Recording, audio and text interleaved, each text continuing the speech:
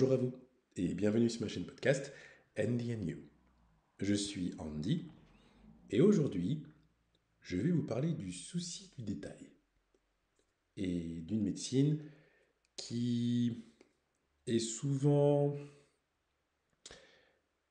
dénigrée ou disons mise de côté, un peu négligée parce qu'elle est associée à une créature, une toute petite créature, souvent pensée être nuisible, surtout en plus lorsqu'elle est en très grand nombre, et qu'elle se faufile partout, dans les maisons, dans les greniers, dans les caves, etc. Et donc cette médecine, c'est la médecine de la souris. On va dire, médecine de la souris, bizarre. C'est pour ça que j'ai parlé là, j'ai intitulé l'épisode Le souci du détail, parce qu'on n'imagine pas, ou peu, ou mal en tout cas, comment on peut associer justement la souris au souci du détail. C'est vrai que ça demande un petit peu d'imagination, et donc c'est ma séquence la préférée, et surtout les prochains épisodes, qui a commencé déjà la semaine dernière avec la médecine du lézard. Là, petit à petit, je vous parlais comme ça de médecine qui me parle, que j'aime bien, que j'ai analysé, étudié, synthétisé à ma manière, bien sûr, et par rapport aux référents que j'ai moi, de différentes créatures, petites et grandes d'ailleurs, qui peuplent nos contrées, mais aussi qui peuvent peupler, concerner d'autres cultures, d'autres continents. Euh, et ce qui est intéressant d'ailleurs, c'est, je vous invite d'ailleurs à le faire, c'est de ne pas prendre ma propre analyse pour dire argent comptant, mais de vraiment questionner votre propre manière en fait de voir les animaux. Et là, nous allons parler des rongeurs en général et plus particulièrement de la souris. Et c'est intéressant de voir dans vos réactions, dans vos sensations, eh bien, le rapport déjà que vous entretenez avec les rongeurs et notamment avec la souris. Est-ce que vous dites, bon, peu importe, oui, souris c'est mignon, ou à l'inverse, oh, c'est dégueulasse, c'est sale, etc. Mais il y a quelque chose qui est intéressant. J'aime bien, je titille un petit peu, mais c'est pour dire que vraiment toutes les créatures en ce monde sont là pour nous apprendre, d'une certaine manière, sur nous-mêmes. Donc les respecter, c'est nous respecter encore plus. Et c'est surtout apprendre à mieux nous écouter. Alors, pourquoi j'ai envie de parler là du souci du détail? C'est un peu en continuité de l'épisode de la semaine dernière sur les médecines du lézard et le besoin, l'importance de se préparer, de se préparer à avancer, se préparer à grandir, se préparer en se nourrissant pour mieux tendre vers ce qui nous motive, ce qui est notre rêve, ce rêve qu'on digère, qu'on construit, qui se crée petit à petit dans notre imaginaire par notre créativité et qui a besoin à un moment donné du moins, disons, quand le temps est juste, quand le moment est juste, eh bien, va se manifester d'une manière ou d'une autre pour correspondre à cette vision que nous avons abritée à l'intérieur de nous et qui, à un moment donné, se réalise ou se concrétise. Donc, dans cette idée-là, j'avais envie de parler aussi du détail face à ce grand ennemi, ce grand méchant loup qui est la procrastination, et ce que cette procrastination nous invite à questionner, à comprendre, à saisir et à réajuster par rapport à notre propre comportement, par rapport à notre vécu.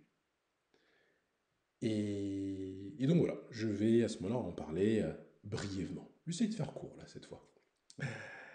Donc d'abord, je vais commencer par un petit récap. Un récap de la famille des rongeurs, du moins sur la famille des rongeurs.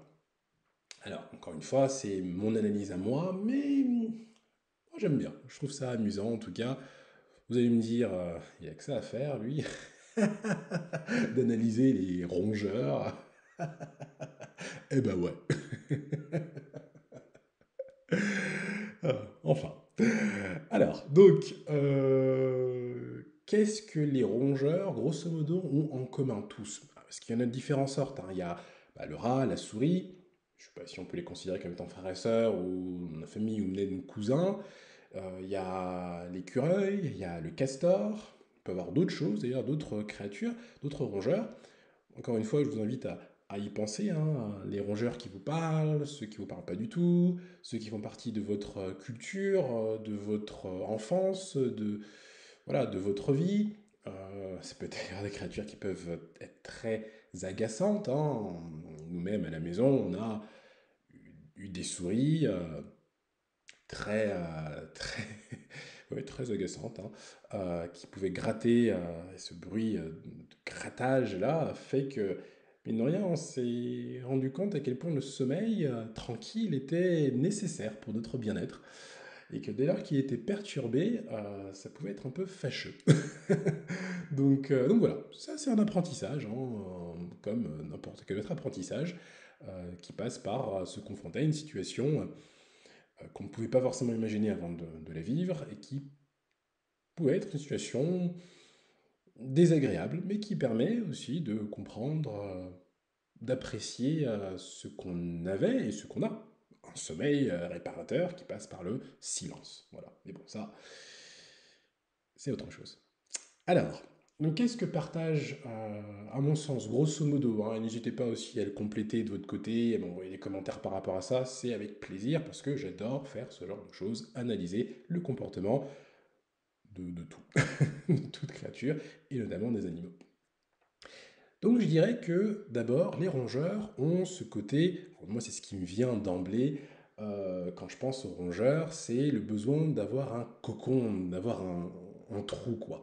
Un trou où se loger, un trou où se protéger, un tout petit trou, mais un trou qui est souvent inaccessible pour les autres. Donc c'est quand même un trou, un espace un peu privé, un peu un jardin privé, mais qui est souvent sous terre, souvent dans un endroit un peu ténébreux, sombre, pour d'autres qui diraient sale, mais c'est un endroit qui est comme un peu, je dirais un endroit intime en fait. C'est vraiment un endroit intime qui, qui n'est accessible comment dire, que sur demande et qu'à ceux qui sont capables de rentrer dans ce trou. C'est surtout une question de taille d'ailleurs, parce que les prédateurs sont plus gros que les souris, ils ne peuvent pas forcément rentrer dans ces petits trous.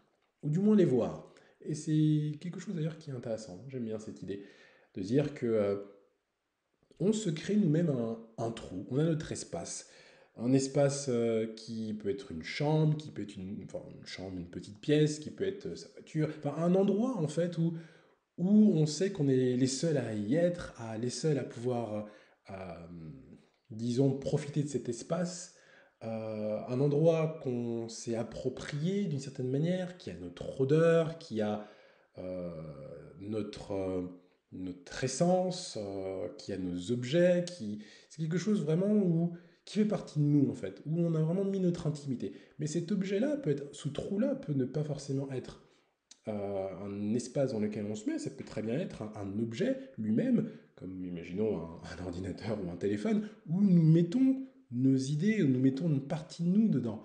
Et plus on s'y attache, plus il y a une connexion très forte avec cet objet ou ce lieu, hein, c'est quelque chose de plus fort, plus large, qui renferme une part de soi, je dirais, qu'on ne souhaite pas bouger en fait, qu'on ne souhaite pas faire bouger. C'est vraiment notre trou. Voilà, c'est vraiment notre trou. Vraiment un endroit où on se dit le trou il bouge pas, la terre elle est là, elle nous contient, et ce trou-là il nous protège et on y met tout ce qu'on veut, on peut manger là, etc. Euh, comme un peu l'esprit. C'est un esprit que j'appelle esprit casanier. Voilà, cet esprit casanier, l'esprit du oh bah si je sors pas, je me lave pas, parce que je suis bien dans ma crasse, je suis bien dans ma couverture, je suis bien dans mes draps, je suis bien dans mon canapé, je suis bien voilà, dans cet esprit-là où on a besoin de vraiment d'être dans quelque chose de très cocooning, mais quelque chose qui n'est pas partagé par des personnes qui ne sont pas vraiment sur la même longueur d'onde que nous. C'est des personnes qui diraient oh là là, range ta chambre parce que regarde, c'est tout crade, c'est dans le désordre. Ce à quoi on peut répondre bah non, c'est mon trou. Je sais où sont les affaires, je sais, elles ont leur place, elles correspondent à ce que je vis à l'intérieur de moi et ça reflète mon intimité. Et donc, mon intimité, personne ne rentre sans mon autorisation. Mais ça peut, encore une fois, être une voiture, hein. Moi, je sais que une des voitures que j'utilise le plus, bah, c'est une voiture qui est un petit peu crado parce que bah, quand je viens de me moucher, j'ai mon mouchoir qui est là, que j'ai déjà réutilisé 15 000 fois, mais c'est pas grave. C'est un podcast dans lequel on ne se juge pas, hein, donc ne me jugez pas. Mais oui, c'est clair que quelqu'un dit oh là là, c'est quoi tous ces mouchoirs-là? C'est quoi tous ces. Bon, peut-être pas de paquets, mais il y a des miettes de partout, il y a de la terre, il y a des autres.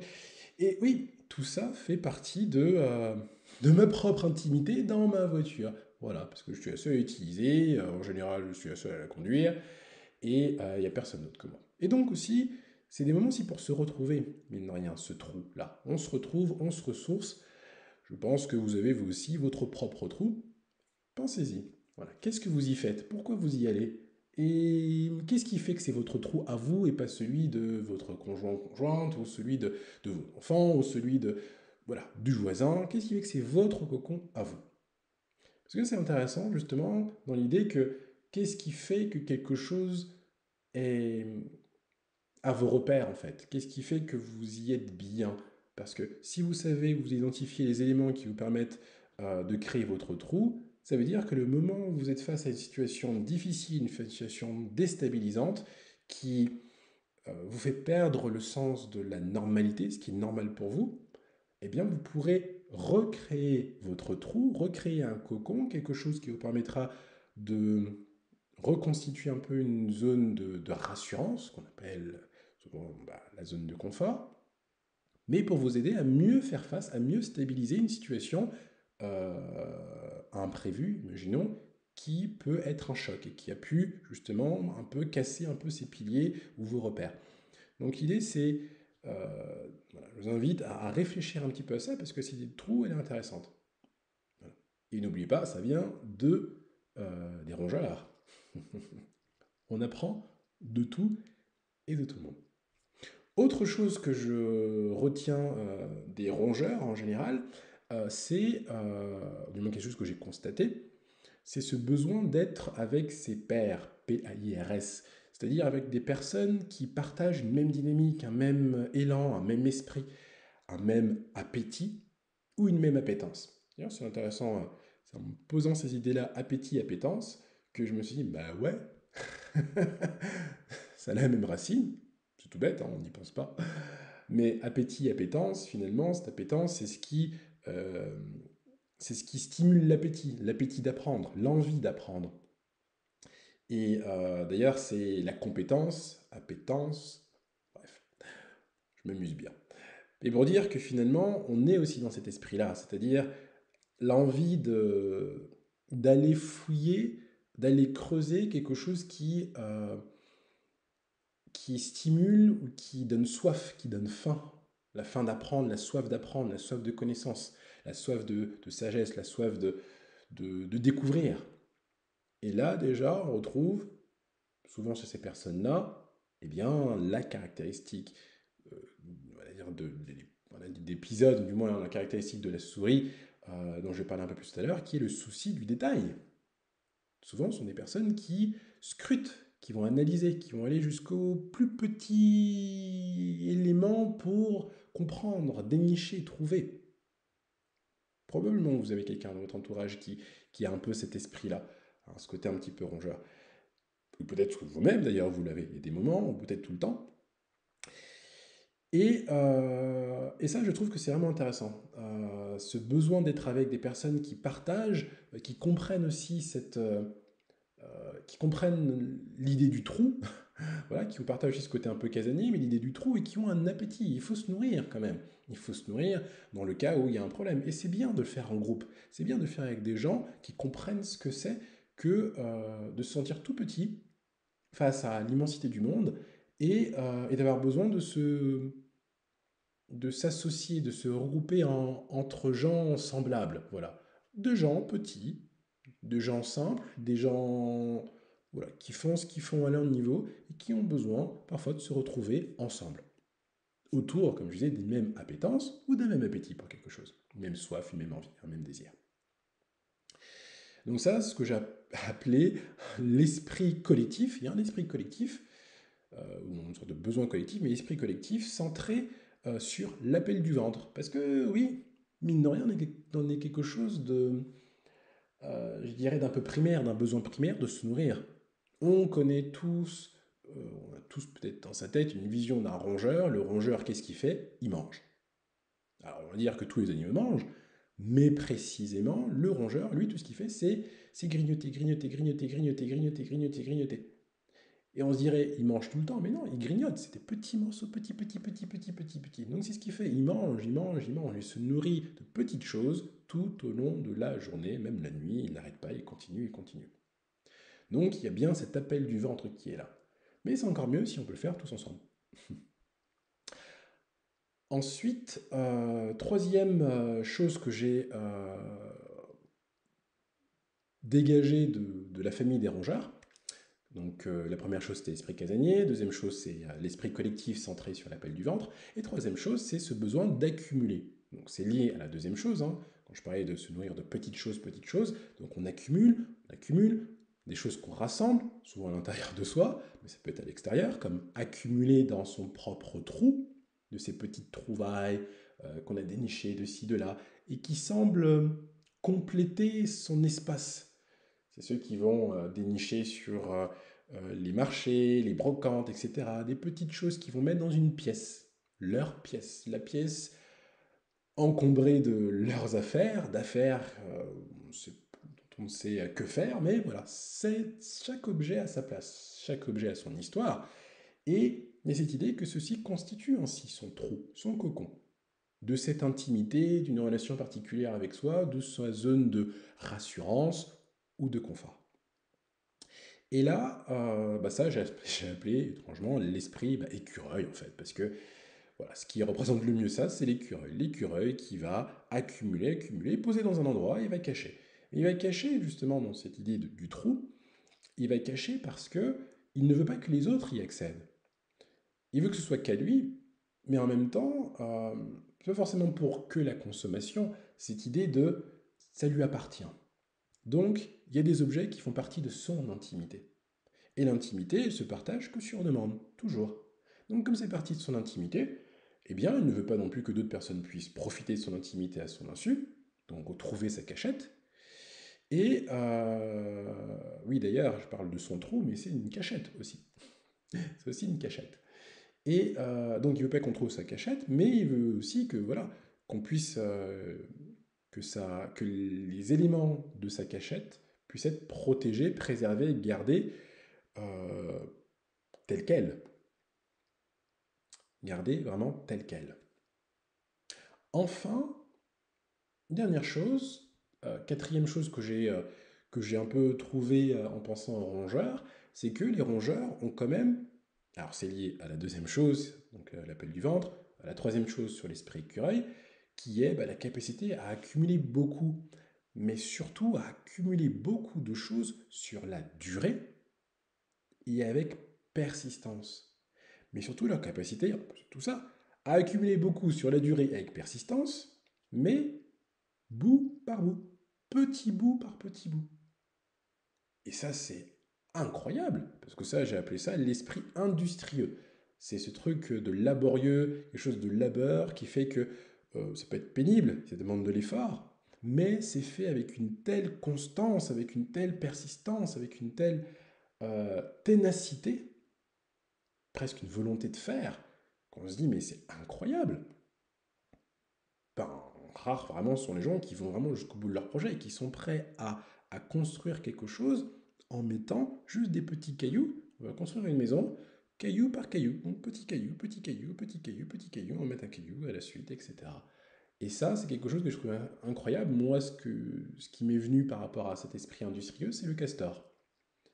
Et cette capacité à, voilà, couper le bois des arbres et à aller ensuite utiliser ce bois-là, le tailler et l'utiliser pour construire des barrages. Et il va continuer à le faire encore et encore. Il y a cette idée de vouloir protéger, il y a cette idée d'un collectif aussi. Il le fait pour justement ses pairs, sa communauté, son clan, sa famille. Mais il y a quand même ce truc de... Ce sont des travailleurs, quoi. Personne pourrait traiter un rongeur de feignant. Bon, ça peut dépendre du rongeur. Mais véritablement, il y a certains rongeurs, on se dit, waouh, c'est des travailleurs incarnés, quoi. Vraiment le travail, souvent acharné, mais un travail qui a du sens. Ils savent pourquoi ils le font. C'est souvent pour l'appel du ventre. C'est souvent pour se nourrir, pour mieux nourrir la communauté. Et ils le font souvent en grand nombre. Mais il y a un but derrière. Il y a quand même un but derrière. Donc, je trouve vraiment que c'est intéressant. En tout cas, personnellement, j'aime beaucoup cette famille des rongeurs. Bon, il y a des moments, comme je l'ai dit tout à l'heure, où certains représentants de ces familles m'ont bien agacé, mais au-delà de ça, comme je dis tout à l'heure aussi, on peut apprendre de toute créature de ce monde, justement pour mieux apprendre à nous comprendre nous-mêmes et à apprendre à nous connaître soi. Dans cette famille des rongeurs, ce que je trouve intéressant par rapport pour revenir au sujet du souci du détail, c'est la persistance, c'est la persévérance, le fait de persister, à continuer à être dans une démarche, en fait. Pour moi, c'est vraiment très très important, et c'est ça, j'ai envie de dire, que je vous invite vraiment à retenir un peu de cette grande famille des rongeurs, c'est que cette persistance à continuer dans une démarche, eh bien, fait que on a cette capacité à pouvoir atteindre n'importe quel objectif dès lors qu'on a une démarche. Et même si cette démarche prend du temps à se construire, il suffit d'avancer pas à pas, petit à petit, petit bout par petit bout, et là, on pourra y arriver, à la manière d'un écureuil qui va accumuler petit à petit, je ne sais pas combien de kilos de glands sous terre, mais petit à petit, il le fera, et il le fera avec persistance. C'est sûr que c'est intéressant de le faire avec d'autres personnes qui partagent cette même démarche, qui comprennent le but derrière. Mais quand on est tout seul, eh bien, c'est de ne pas lâcher l'affaire et de pouvoir le faire aussi petit à petit. À son rythme, mais petit à petit et avec persistance. Voilà, j'en ai fini avec le récap sur la famille des rongeurs. Bon, comme je dis, chaque rongeur a sa propre particularité. Mais moi, je vais m'attarder un peu plus sur la souris, par rapport au souci du détail. Ce qui est intéressant, c'est que probablement je parlerai un peu des autres rongeurs dans un autre épisode, parce que tous sont intéressants. D'ailleurs, moi-même, j'ai dans les animaux totems qui m'accompagnent l'écureuil. Voilà. Ouais, j'ai cette médecine-là. Les personnes qui me connaissent bien savent que oui, en effet, je peux avoir tendance à avoir ma cachette, mon trou. Je peux aussi avoir tendance à accumuler certaines choses, mais il y a un but, encore une fois. Et c'est vrai que je peux accumuler beaucoup de choses petit à petit, mais beaucoup de choses avec persistance. Parce qu'encore une fois, c'est une démarche de comprendre les choses, de comprendre le monde. Et ça prend du temps, ça prend énormément de temps. Mais bon, tant qu'on a le temps, pourquoi pas continuer à le faire. Bref. Mais l'écureuil, j'en parlerai une autre fois. Là, on va s'intéresser à la souris. Donc, qu'est-ce que la souris et qu'est-ce que la médecine de la souris peut faire pour vous, grosso modo?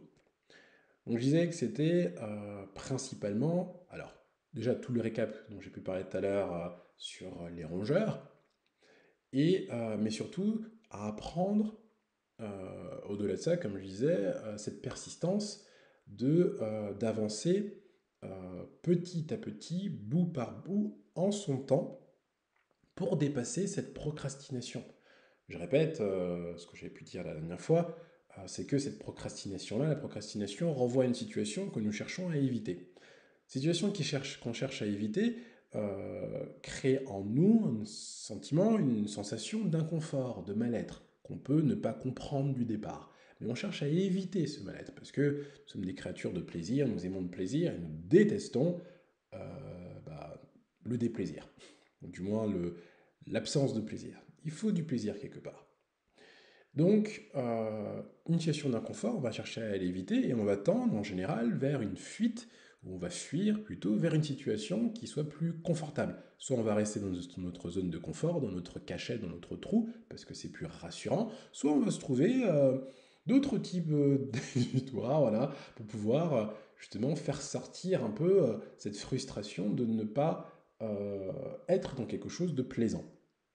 Donc allez, on va être dans une frénésie, je sais pas, une boulimie de connaissances, ou boulimie euh, de, de nourriture, ou bien se jeter sur juste du chocolat, ou en tout cas du sucré, parce que le sucré rassure, ou d'autres choses, ou dans le sport, dans l'activité, tout ce qu'on veut. À un moment donné, c'est accumuler, accumuler, accumuler, accumuler, accumuler, comme un peu le font les rongeurs. Après, c'est dans un but, et le but c'est quoi face à la procrastination? En tout cas dans le cas de la procrastination, le but c'est d'éviter la situation qui crée un mal-être, qui crée un inconfort.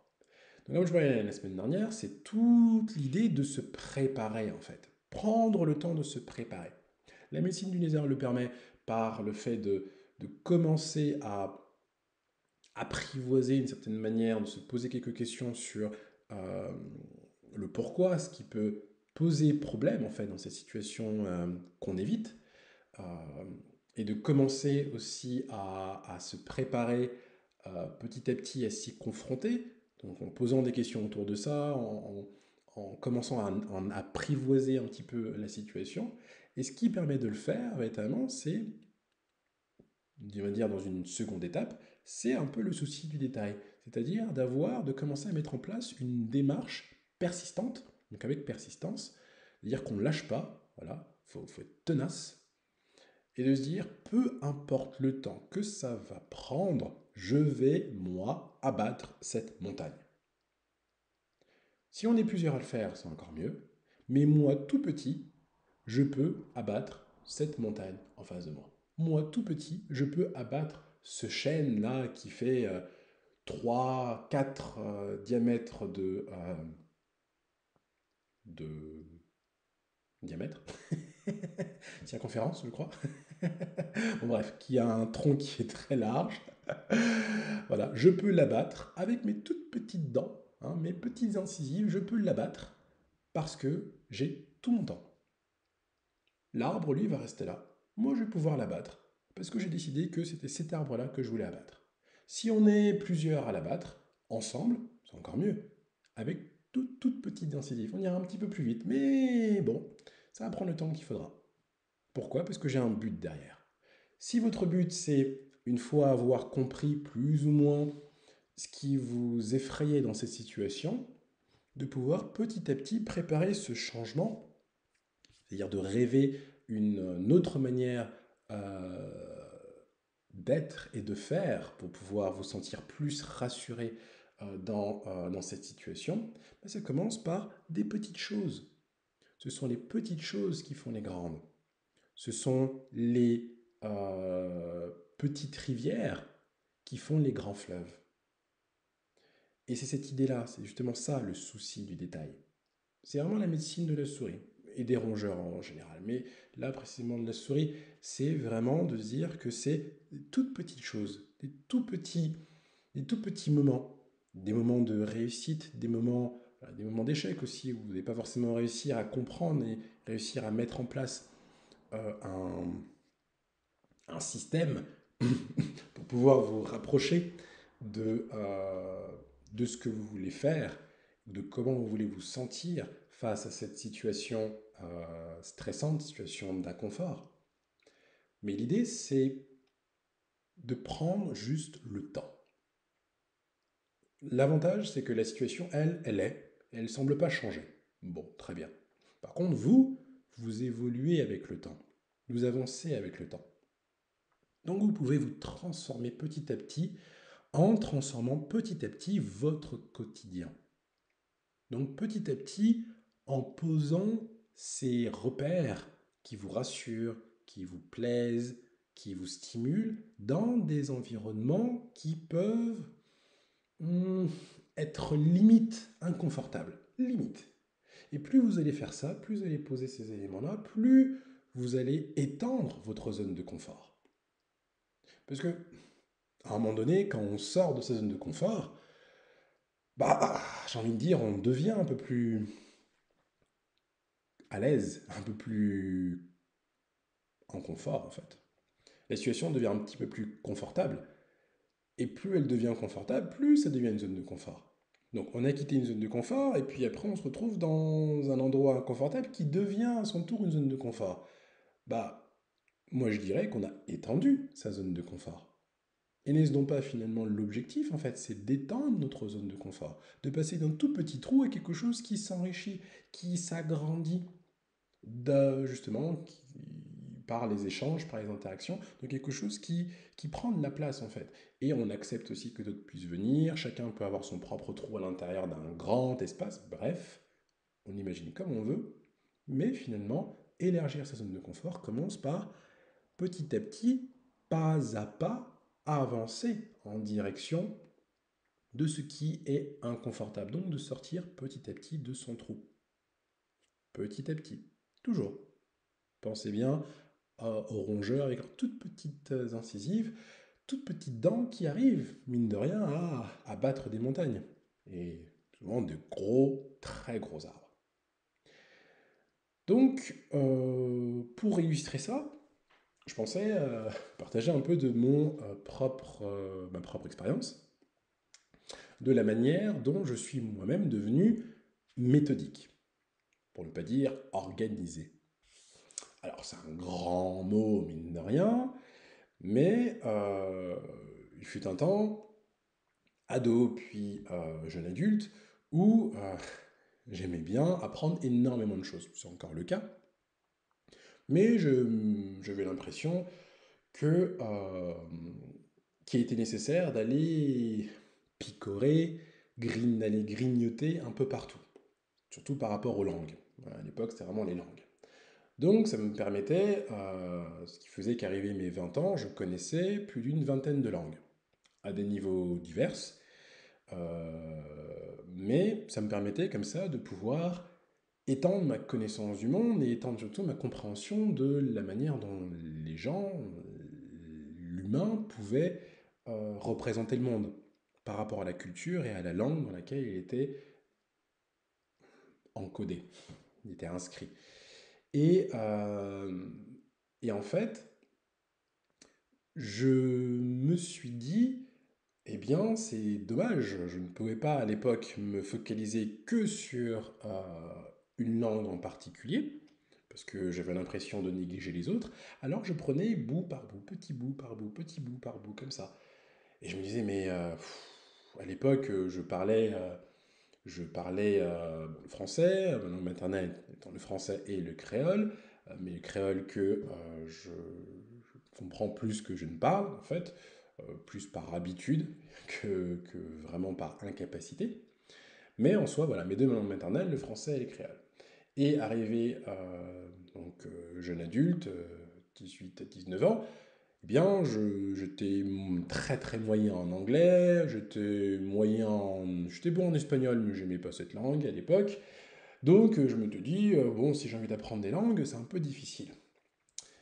Et il m'a fallu 10 ans, bien 10 ans, pour accepter que le fait de grignoter un peu partout, comme ça, de prendre petit à petit, avait sa propre logique. Que j'avais, moi, ma propre logique. Ma logique, c'était, je prends petit à petit, mais en prenant petit à petit, il y a quelque chose qui est en train de se constituer. Le petit à petit devient un petit peu. Le un petit peu qui est enrichi du petit à petit devient un peu plus gros. Le un peu plus gros enrichi de petit à petit à petit à petit à petit devient encore plus gros, etc., etc. Mais ça, je le fais pour une langue, mais je vais le faire pour une autre langue, puis encore une autre, puis encore une autre. Et donc, ce qui a fait que, au bout de 10 ans, je suis devenu bilingue en anglais, mais ça m'a permis aussi de pouvoir dire que je pouvais parler couramment 5 langues. Bon, ok. Mais c'est cette démarche qui m'a fait me dire, aussi longtemps que j'ai le temps, je peux continuer comme ça, petit à petit, avec ma propre méthode, ma propre manière d'apprendre que j'ai dû apprendre à connaître. Je pouvais accumuler, saisir et parler une langue. Ça, c'était un peu le but. Mais le but, au-delà de parler une langue, c'est de comprendre les personnes qui la parlaient. Comprendre et être compris par ces personnes-là.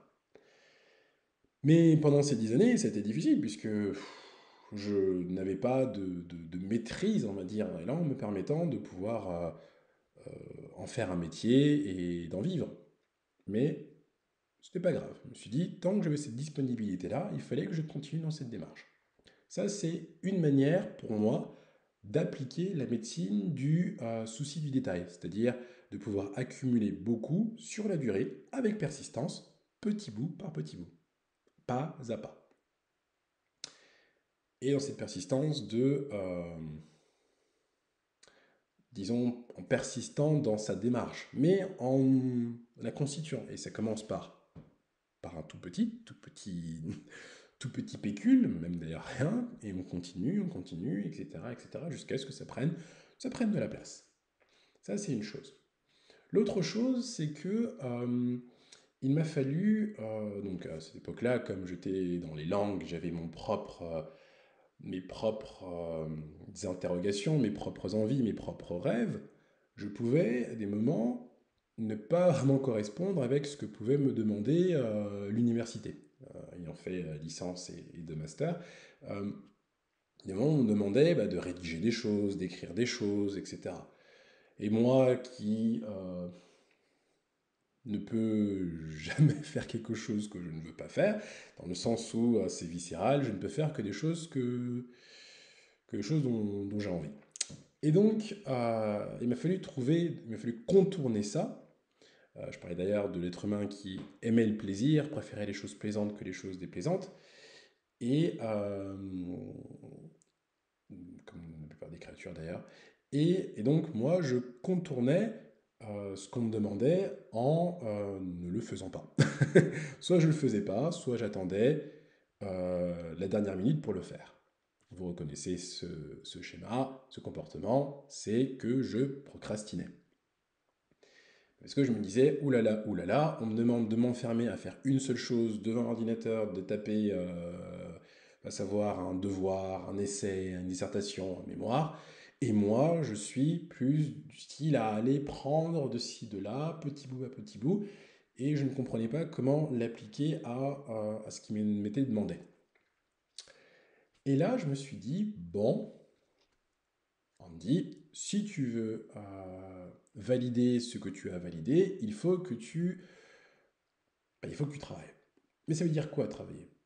Ça veut dire en fait prendre les choses bout par bout. Donc déjà prendre un petit bout. Et ça, j'ai appris, pas au début de mes études, hein, bien sûr, hein. J'ai appris à la fin de mes études, toute fin, que, euh, que si mon objectif n'était pas de faire comme tout le monde, déjà d'une part. C'est-à-dire que ce qui me rendait parfois inconfortable face à un devoir qu'on peut me demander, c'est de me dire waouh, les autres gens semblent être à l'aise face à ça, et moi je ne suis pas du tout à l'aise. Donc je préfère aller là où je suis à l'aise pour me rassurer plutôt que de me confronter à une situation où je me sens totalement inconfortable. Et presque aussi handicapé, infériorisé, rabaissé, etc. Et donc là, je me suis dit, je vais mettre de côté l'idée que les gens sont meilleurs que moi. Parce que de toute façon, je ne suis pas comme les gens. Je suis comme moi. Et si j'étais comme eux, je ne me poserais pas de questions. Je ferais le devoir sans problème. Mais je pose des questions parce que c'est difficile. Alors, je vais me dire, je vais faire déjà comme je peux. C'est tout ce que je peux faire. Première chose. Deuxième chose, je me suis dit, donc déjà c'est le premier pas. Déjà, voilà, faire comme je peux. Deuxième pas, ça a été, qu'est-ce qu'on me demande de faire? Donc déjà, de me prendre, de me confronter à la situation en me disant, euh, qu'est-ce qui, dans la situation, est nécessaire de réaliser? Deuxième chose. Troisième chose, c'est pourquoi il me faut réaliser ça. Donc ça me permet, moi, de prioriser et de mettre les choses en perspective. Ça me permet de valider mon année. Ça me permet d'avoir une bonne note qui sera utile pour mon année. Donc toujours, voilà, résultat, valider mon année. Très bien. Maintenant, c'est bon. Comment je dois faire pour partir de là où je suis moi vers le moment où j'aurai terminé de rédiger ce devoir ou ce mémoire ou autre. Et là, c'est là où c'est important de bien consolider les éléments juste avant, c'est de se dire, bah, maintenant, j'ai tout mon temps pour pouvoir avancer. Pourquoi j'ai tout mon temps? Parce que je peux très bien ne rien faire, et là, bah, rien n'avance. Ça résout rien du tout. Donc autant le faire à ma manière, avec les ressources que j'ai, telles que je suis moi, plutôt que de me mettre pression de le faire comme les autres, parce qu'en fait, je ne suis pas comme les autres. Donc je ne vais pas y arriver, je le sais, je me connais. Donc je me dis non, je ne vais pas le faire. Et donc en faisant ça, ça m'a permis de me dire, bon, je vais commencer parce que je sais, j'ai identifié dans les éléments précédents, ce qui était demandé, ce qu'il fallait que je fasse. Et comme je sais pourquoi je dois le faire, je me rends compte que ça a un lien avec moi. C'est pas juste, on me demande de le faire parce que c'est bien, mais si je valide pas mon année, bah, j'ai pas mon diplôme. Si j'ai pas mon diplôme, bah, je pourrais pas faire le boulot que j'ai envie de faire, je pourrais pas avoir le salaire que je veux, je pourrais pas être indépendant, etc. Donc, mince, ça me bloque dans mon avancée. Et si ça me bloque dans mon avancée, bah, je ne pourrais pas moi continuer à apprendre des langues, à partir à l'étranger, à vivre ce que je veux vivre. Donc, ah ouais, ça c'est une situation déplaisante. Donc ça me donne envie finalement de, de valider mon année. Vous voyez, c'est finalement en creusant le pourquoi, déjà en me confrontant à la situation elle-même, c'est-à-dire qu'est-ce qui est demandé, et ensuite demandant mais pourquoi finalement j'ai envie de... C'est à faire, on va dire, bah, je comprends au final derrière pourquoi j'ai vraiment envie de le faire. Donc une situation déplaisante, on passe à une situation stimulante. Pas forcément plaisante, mais vraiment stimulante, en me disant, ah oui, j'ai une vraie motivation, c'est que j'ai envie de sortir d'être un étudiant, et je veux maintenant valider mon année, tout en plus à un niveau master. Donc tout ça m'a permis de me dire, ok, bon, ça c'est bien beau, dans le fond je suis animé de ce désir-là de dépasser ça, dépasser ce blocage, bah, je commence par quoi? Il faut quand même que je rédige quelque chose. Donc pour rédiger quelque chose, je vais commencer à mettre un titre. Ok. Et de me dire, bah ouais, mais de quoi est-ce que j'ai envie de parler? Ah oui, bah tiens, j'ai envie de parler de tel sujet. Ok, je mets une problématique, imaginons. Ou plutôt, je commence à mettre ouais, un titre, on va dire ça comme ça, et je me questionne sur pourquoi ce sujet-là me parle, ou me parlerait éventuellement. Et là, je travaille autour de ça sur la problématique. Je ne vais pas rentrer trop dans les détails, mais c'est pour dire que en questionnant mon rapport avec ce qui me bloquait au départ, je commence à construire une relation autre que celle que j'imaginais dans ma tête. Avant, dans ma tête, je me disais, c'est trop compliqué, c'est trop difficile, je ne peux pas. Mais en commençant à me poser des questions sur le sujet du devoir, ou même le fait de me demander de faire un devoir, ou même le fait de faire une présentation orale, pour certains ça peut être très déstabilisant, bah, c'est de travailler comme ça avec les éléments autour de cette présentation, autour de ce devoir, ou autour de cette, je ne sais pas, d'une sortie à faire, ou autour d'un examen, etc. C'est commencer petit à petit à se familiariser, à apprivoiser le sujet. Plus on apprivoise le sujet, plus on commence à créer des repères, en fait, dans ce sujet-là. Pareil pour ce qui est d'une situation où les personnes sont, on va dire, euh, déstabilisantes. Bah, apprenez à connaître ces personnes-là. Vous verrez qu'elles vous paraîtront beaucoup moins déstabilisantes dès lors que vous aurez euh, vos repères sur eux, c'est-à-dire vous saurez comment ils fonctionnent, comment ils pensent, c'est quoi leur famille, c'est quoi leur vie. Et là, vous direz, ah oui, d'accord, je comprends mieux en fait qui ils sont. Et ce qui nous fait peur est souvent ce qu'on ne connaît pas. Plus on comprend, plus on connaît, plus on apprivoise et plus on se sent rassuré. Bref, donc je sais plus où j'en étais dans mon histoire, mais c'est pour dire que petit à petit, en fait, pour ce qui est du devoir en tout cas, j'ai commencé à poser en me disant, bon, je vais quand même poser de quoi j'ai envie de parler. Je commence sans me mettre la pression d'être en train de faire un plan. Ça, je me disais, oulala, un plan, faut être organisé, et je suis pas organisé, c'est ce que je me disais à l'époque. Et finalement, je commençais à rédiger des petites choses, poser une chose. Et comme c'était un sujet que je commençais à apprivoiser, eh bien, j'étais content de poser ces notes-là, plus ou moins structurées, c'est-à-dire qui suivaient une logique. Mais ça suivait ma logique. Donc forcément, c'était logique. Mais à un moment donné, je me suis dit, ouh là là, ça ressemble un peu trop à un plan, j'ai peur. Bon, alors je me suis dit, mets ça de côté, tu reviendras plus tard. Ok. Donc plus tard, le lendemain, 2 jours après, je suis revenu à ce que j'avais écrit en me disant, bon, il va falloir que je continue à travailler dessus, pas oublier, persistance, ténacité. Et donc j'ai repris le truc, et là j'étais étonné de voir qu'il y avait déjà des choses écrites. J'avais déjà un titre, déjà un peu des mots-clés que j'avais posés, il y avait déjà une problématique, j'avais déjà réfléchi. Et avec le temps, comme ça, il y avait déjà des choses qui étaient en train de se digérer dans ma tête. Et je me suis dit, hmm, ouais, peut-être que je vais un peu plus travailler cette problématique-là. Et puis j'avais ce semblant, cette ébauche de plan que j'avais constitué. Et je m'étais dit, ah ouais, c'est pas mal quand même. Ah oui, j'avais plein d'idées là. Et en voyant les idées que j'avais déjà eues 2 jours avant, bah, ça m'a permis de continuer à remplir les cases, remplir la case introduction, la case développement, etc., la conclusion. Et je remplissais au fur et à mesure. Et il y a des moments où je me disais, oulala, là, c'est un peu trop perturbant, j'y prends un peu trop de plaisir. Bon, et ben j'arrête là, je pose, et je reviens 1 ou 2 jours plus tard. Et ainsi de suite, parce que j'avais le temps. J'avais le temps. Il fallait de la disponibilité. Il faut trouver cette disponibilité en soi pour pouvoir justement avancer à la limite de sa zone la limite de sa zone de confort, où on est un peu à cheval sur sa zone de confort et la zone d'inconfort. À la limite. Si on va trop loin, on peut un peu se brûler les ailes, quoi, en étant trop téméraire. Mais si on va pas assez loin, on sent pas assez bien la limite. Et c'est bien de délimiter un petit peu sa zone, pour mieux la protéger, j'ai envie de dire.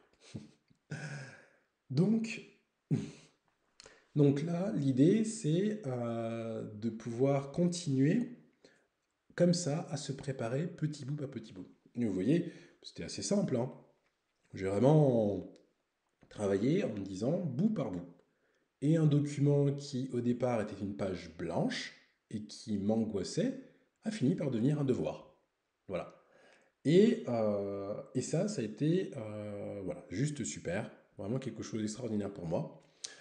Et il y a d'autres situations comme ça, où dans d'autres domaines, où petit à petit, j'ai constitué un petit de rien, mais en ayant ce pourquoi qui était là, c'est-à-dire la raison pour laquelle il me fallait passer une situation autre, qui me motivait, et ben, grâce à ça, j'ai constitué petit à petit, avec le temps qu'il fallait, pas à pas, bout par bout, quelque chose qui s'est enrichi, et aujourd'hui qui fait partie de moi. Et aujourd'hui, bah, ma zone de confort s'est bien étendue.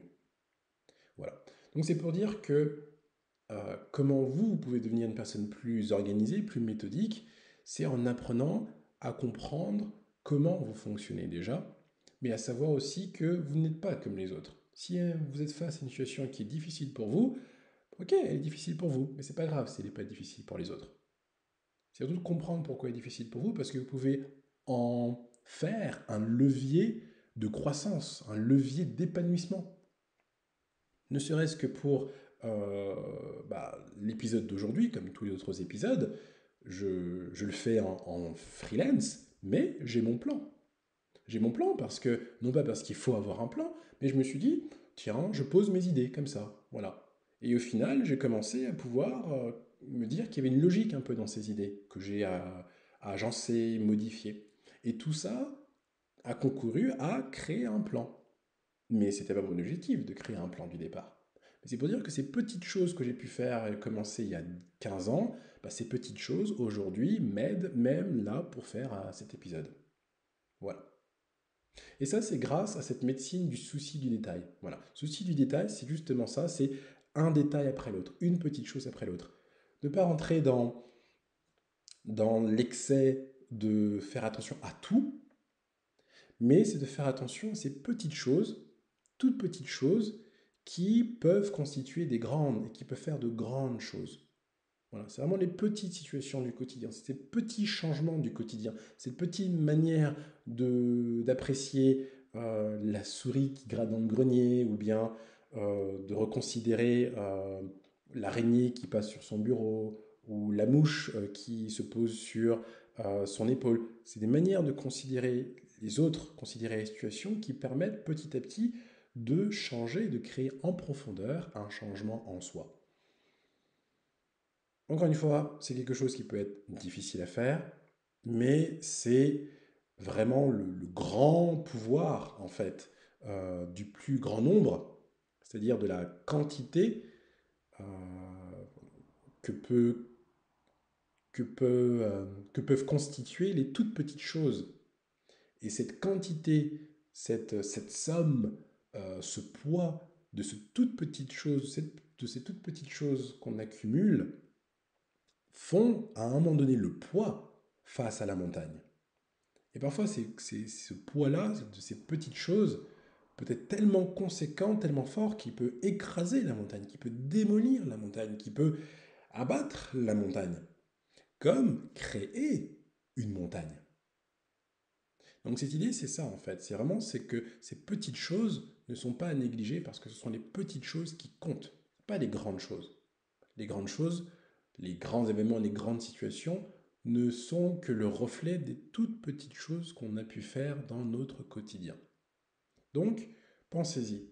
Ne négligez pas les petites choses, mais focalisez-vous vraiment sur ces petites choses qui peuvent vous aider dans votre quotidien et qui en valent quand même la peine, parce que ce sont petites choses mises bout à bout qui vont faire justement ces grands fleuves, qui vont aider cette transformation, qui vont vous aider à vous sentir mieux à vous-même, qui vont vous aider à être en meilleure relation avec vous et les autres. Les toutes petites choses. Et forcément, avec le temps, tout peut se créer, tout peut se consolider, comme la confiance, l'estime de soi, tout peut céder, comme les blocages, les freins, les obstacles, tout peut céder. Aussi longtemps en tout cas qu'on applique la persistance, de la constance et de la patience.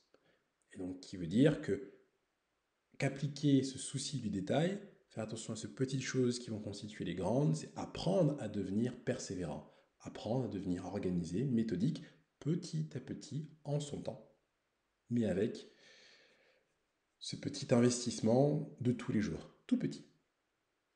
Voilà. Bon, j'avais prévu de faire pas grand-chose aujourd'hui, c'est de ne pas parler beaucoup, mais comme toujours, quand je prévois de ne pas en dire beaucoup, j'en dis beaucoup. Vous voyez, de petites choses qui bout à bout font un épisode de presque 1 heure. Bon, en tout cas, ce sera tout pour aujourd'hui. J'espère que vous voyez les rongeurs et tout particulièrement la souris différemment. Comme je le disais, vraiment, chaque créature de ce monde a une leçon à nous apprendre. Vraiment, sur nous-mêmes et sur le monde. Donc les respecter, c'est apprendre à nous écouter pour mieux nous respecter nous-mêmes. Donc je vous invite vraiment à cultiver l'indulgence envers les autres et envers toute créature de ce monde, pour mieux entretenir l'amour que vous pouvez vous porter à vous-même et aussi que vous pouvez porter aux autres.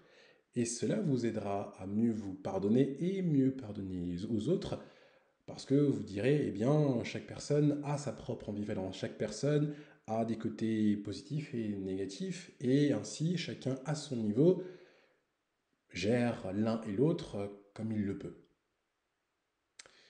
tout comme nous. Enfin, n'hésitez pas à partager les épisodes du podcast qui vous plaisent le plus à votre entourage, à qui vous voulez, hein. Surtout parce que ça vous permet de partager, d'avoir un sujet de discussion avec d'autres gens en vous disant «Oh là là, j'aime pas du tout le podcast» ou à l'inverse «Ah, cet épisode-là était sympa, ça m'a fait réfléchir» et ça invite aussi à d'autres personnes de pouvoir réfléchir, hein, voilà. L'objectif de ce podcast, c'est de partager au plus grand nombre une manière de voir les choses pour qu'ensemble, mis bout à bout, nous puissions constituer une vision globale du monde. Et puis, abonnez-vous au podcast d'ailleurs, si ce n'est pas déjà fait, hein, dans le canal que vous suivez, que ce soit par Google, que ce soit par Spotify, que ce soit par Encore, que ce soit par YouTube. Donc voilà. N'hésitez pas à vous abonner vite, vite, vite, et laisser un commentaire sur si vous pouvez, par le canal par lequel vous m'écoutez, ou bien même par le biais d'un mail. Voilà, c'est toujours plaisant de dire «Oh, j'aime bien ce que tu fais Andy» ou «Oh, tel truc peut être amélioré». Enfin bref, quand vous voulez, comme vous voulez, avec bienveillance, hein, et constructivité, si vous pouvez. En tout cas, merci pour votre écoute et à très bientôt pour le prochain épisode d'Andy and You.